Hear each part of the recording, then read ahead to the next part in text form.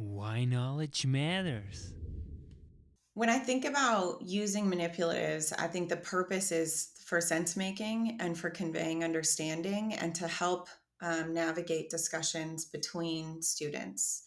When we rely only on words, we kind of close in on some students with verbal acumen and other students who are developing that. When I have two students sitting next to each other and they're trying to make sense of each other's approaches and they can show each other, they can like draw a picture or build it or model that in some other way, it increases the likelihood that they will be understood and that they have conveyed their understanding to one another, not just to the teacher, but in demonstrating and conversations that then build their conceptual understanding. It's a beautiful thing when we have a student say like, oh my gosh, I've never seen it that way. I never thought of it that way. And it's easier to see it in using manipulatives or graphs or tools, representations other than describing in words. Much of learning mathematics, also much of navigating life, is about making sense of what's going on and figuring out how to solve it. And we use tools in adult life all the time to figure it out, right? We grab an owner's manual, we pull up a video on YouTube. When we have a question we're trying to answer, sometimes we get there through reading or listening to an answer, but often we get there through the use of some other tool. So there's this very interesting thing that's happened in mathematics, secondary mathematics, as you go up, where we say, students, this is a myth, but it's common. We say things like students with developing understanding can use manipulatives. And as they become more proficient and fluent, they'll stop using manipulatives and rely more on algorithms or procedures or just written forms of mathematics.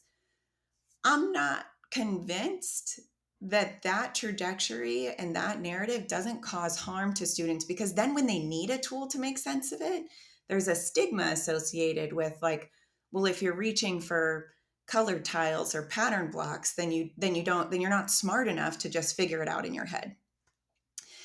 It's a really destructive narrative. So I challenge, like the challenge then is to consider, how do we expect multiple representations out of all of our students, because it is a way to demonstrate deeper understanding of the content. Using multiple representations, but more importantly, making connections between them. How is what you're showing in your graph related to your equation? How are the numbers in the table demonstrated through the graph, right? Like, it's these conversations about the connections between these things where deep understanding lies.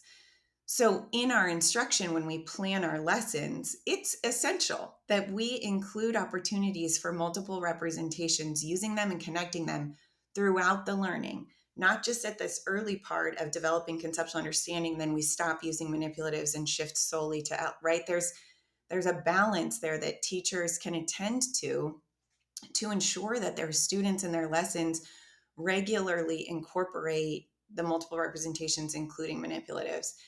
And I talk about this in a really practical terms, in terms of like, have the manipulatives on the desk so no one has to like get up and get them from the back of the room, because there's even this social awareness to notice in middle and high school, probably in elementary as well, of what it feels like to be a kid, to like get up from the table to go. You're signaling with your physical presence that you need a tool.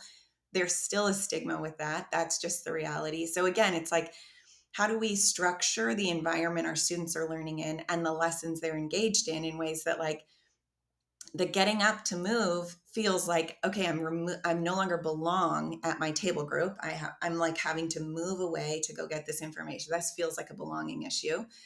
Needing the manipulatives to make sense of the mathematics is necessary. That's an engagement issue. What are we doing to solve those things and to sort of close the gap so that we're reducing the number of times that students have to like leap a hurdle just to be involved in the learning? Because if there are enough hurdles there, whether or not they're intentionally harmful or incidentally harmful, if there are enough hurdles there, we're just going to stop jumping. It's like, it's too much. It's too much to take it all on. That's why knowledge matters.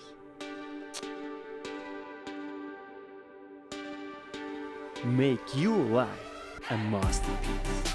Visit now programs.d-ykm.com.